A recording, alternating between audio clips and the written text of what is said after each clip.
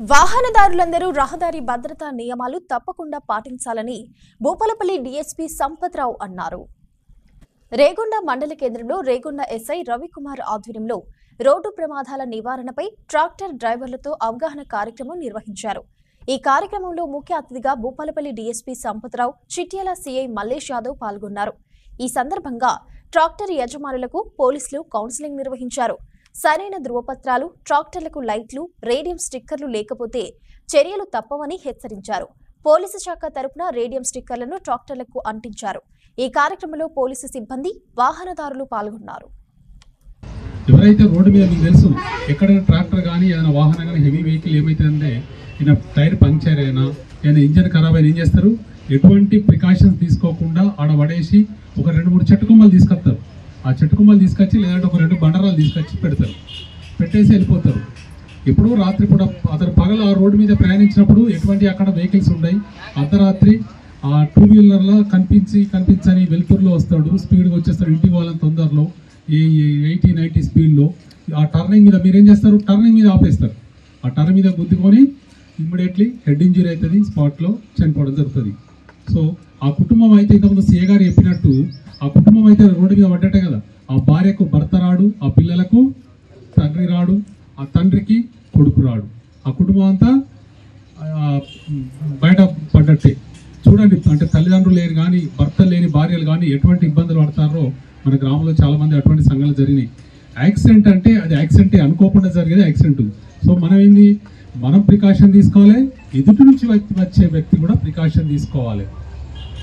ట్రాక్టర్లో చూస్తాం ఒక్కొక్కసారి మీరేమన్నా మిర్చి కానీ కాటన్ కానీ ఇంకేటన్నా పొలం పాలకు కావడానికి హెవీగా దాని నుండి ఎక్కించుకొని ఆ ట్రాక్టర్ డ్రైవర్ లెఫ్ట్కు రైట్కు ఇటొక ఇద్దరిని అటొక ఇద్దరిని కూర్చొని పెట్టుకొని సినిమా పాటలు పెట్టుకొని వెనుక నుంచి లారీ కాదు కదా ఎంత పెద్ద సైరన్ కొట్టినా వినిపించనంత సౌండ్ పెట్టుకొని అంత స్పీడ్ కొడతా అంటాడు. మాకు స్టిక్కర్ ఉన్న మా పోలీస్ బండిని మేమే వాళ్ళని చూస్తే భయపడే పరిస్థితులు కనబడుతుంటే ఒక్కొక్కసారి కనీసం ఆపడు, అంత స్పీడ్ కొడతాడు జోరుగా హుషారుగా. వాళ్ళకి ఎంత ఉంటే ఏజీ ముఖ్యంగా 18 నుంచి 20-22 సంవత్సరాల వయసులు, ఉడుకు రక్తం. ఆ వయసులో ఏంటంటే ముందు భవిష్యత్తు ఏం ఆలోచించరు, ఏది చేయాలనుకుంటే అది చేస్తారు. దయచేసి అటువంటి వాళ్ళకు ఇవ్వకండి. ఇచ్చిన వాళ్ళకు ఇచ్చే ఆ తల్లిదండ్రులైనా ఆ ఓనర్లైనా ప్రికాషన్ తీసుకోవాలి. ఆల్మోస్ట్ 80-90% కుటుంబాలు వ్యవసాయ ఆధారిత కుటుంబాలు ఉంటాయి. మరి మనం అందరం కూడా పనులు చేసుకుంటే తప్ప మనం మన కుటుంబాన్ని పోషించుకునే పరిస్థితి ఉండదు. సో మనము గతంలో ఒక 20-30 ఏళ్ళ కింద చూసినట్టయితే, ఒక 30 సంవత్సరాల కింద చూస్తే మనం ఇక్కడ చూసినాం, మన కోటంచెలు కూడా చూసినాం. ఇప్పుడు కూడా ఎడ్ల బండ్లు వాడతారు. మాది కరీంనగర్ ఏరియా సిరిసిల్ల, మా దగ్గర కూడా అసలు దాదాపు ఎడ్ల బండ్లు అయితే కనుమరుగు అయిపోయినాయి. అక్కడ మన దగ్గర ఇంకా నడుస్తున్నాయి. యాంత్రీకరణ కూడా అంటే మనకు వ్యవసాయంలో అడ్వాన్స్గా పోతున్నాం మనం. అంటే మనం ఎక్కువ ఉత్పత్తి కూడా పెరిగింది. యంత్రాలను వాడడం వల్ల మనకు శ్రమ కూడా తగ్గించడం, అట్లాగే లేబరు కొరత వల్ల కూడా మనం ఈ యొక్క మిషనరీ మీద మనం ఆధారపడుతున్నాం. మంచి డెవలప్ అవుతున్న మన సూచికలేవి. సో అదే సేమ్ టైం దాని మీద మనం ఒక అవగాహన కూడా ఉండాలి దానికి. ఎందుకంటే మనం బండి తీసుకోగానే దానికి ఏ విధమైన డాక్యుమెంట్స్ అవసరం ఉంటాయి, లేకుంటే ఎట్లా మనం ఆ బండిని రోడ్ మీదకి పోయినప్పుడు మనం ఎట్లా తీసుకుపోవాలి. ఇప్పుడు మనం చూస్తూ ఉంటాము, చాలా గ్రామాలలో 10th పిల్లాడు వాడు 8th క్లాస్ 9th క్లాస్ చదువుతుంటాడు, తీసుకొని వాడు బండి ఎక్కేసి మొత్తం పెద్ద ఒక డీజే బాక్స్ పెట్టుకుంటాడు, సైడ్కి 2 బాక్సులు పెట్టేసి ఆ గ్రామం వాడు అక్కడ కింద స్టార్ట్ అయితే ఊరు మొత్తం వాడు కూడా బాక్స్ స్టార్ట్ చేసుకుంటే మొత్తం వేసుకుంటూ పోతుంటాడు. అదొక కల్చర్ ఎట్లా తయారైపోయిందంటే ఆ డ్రైవర్ వాళ్ళు ట్రాక్టర్ వెళ్తున్నట్టు ఒక పబ్లిక్ భయాందోళనకు గురవుతారు. చిన్నపిల్లలు పోవడానికి భయపడతారు. తర్వాత అతనికి 15 సంవత్సరాలు ఉండి ట్రాక్టర్ తోలుతూ ఉంటాడు. బండి హోల్డ్ చేయడానికే శక్తి ఉండదు.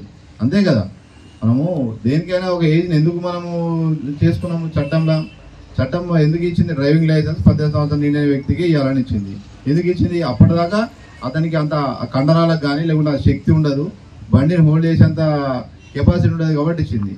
మనం ఏం చేస్తున్నాము, ఆ చిన్నపిల్లవాడు 10th పాస్ అవుతాడు, ఫెయిల్ అవుతాడు, వాడిని తీసుకొచ్చి బండి ఎక్కియడము, అక్కడ ఏదో లోకల చేయడము. సరే, మీకు మీ ఇంటి అవసరాలకు ఉన్నాయి, నువ్వు ఏదో నీకు వసతి అయితే లేదు, సరే నీ కొడుకో లేకుంటే మీ రిలేటివ్ తోలేండి ఒక 10 నిమిషాలు దున్న ఉందో ఏదో చేసినట్టు అదొక కథ. డ్రైవర్ని కూడా ఎంగేజ్ చేస్తూ ఉన్నారు. దయచేసి అట్లా మైనర్ డ్రైవింగ్ పెట్టుకోవడము, మైనర్ డ్రైవింగ్లో మనకి వితౌట్ ఎటువంటి ట్రైనింగ్ లేకుండా డ్రైవర్లు ఉండడం వల్ల చాలా ప్రమాదాలు గురవుతాను. ఇప్పుడు ఈ ట్రాక్టర్ అనేది పెద్ద వెహికల్ ఉంటుంది మీది, రేపు అది సిచ్యువేషన్ మీకు రావచ్చు, లేకుంటే మీ కుటుంబ సభ్యులు రావచ్చు, మీ ఫ్యామిలీ కూడా రావచ్చు. 2 వీలర్ ఉంటాడు, అతను ఎంత పర్ఫెక్ట్గా ఉండి డ్రైవింగ్ ఉండి అంతా మెయింటైన్ చేసినా కూడా నువ్వు చిన్న మిస్టేక్ వల్ల నీ పెద్ద వెహికల్ కాబట్టి నువ్వు డ్రైవర్ చాలా హైట్లో ఉంటాడు, నీకు అయ్యే డ్యామేజ్ తక్కువ ఉంటుంది. ఆ 2 వీలరిస్ట్ చనిపోతా ఉన్నారు పాపం.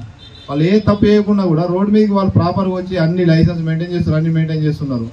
సో దయచేసి చూడండి, మీ వల్ల ఎట్లా అంటే అందరి వల్ల కాదు, దాంట్లో కొంతమంది తర్వాత వితౌట్ నెంబర్ ప్లేట్ పెట్టుకోకపోవడం, మైనర్ డ్రైవింగ్ పెట్టుకుంటే మీకు తెలుసో తెలియదో, మైనర్ డ్రైవింగ్ చేస్తే ఆ మైనర్తో పాటు ఆ ఓనర్ మీద కూడా పనిష్మెంట్ ఉంటుంది.